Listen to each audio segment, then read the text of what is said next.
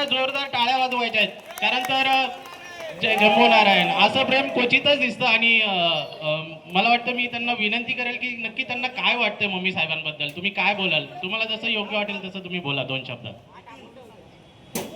मी हेमंत सूर्यवंशी, मी proper मुक्काम post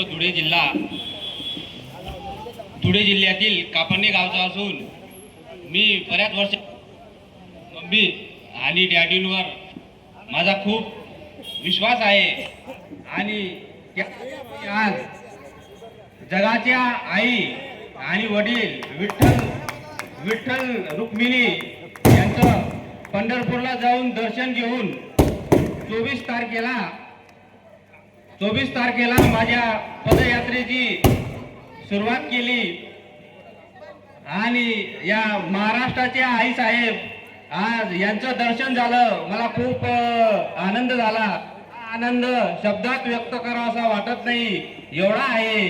आणि मी सुद्धा त्यांचा खूप खूप ऋणी आहे की त्यांनी पण एवढं मला प्रेम दिलं, त्याबद्दल धन्यवाद.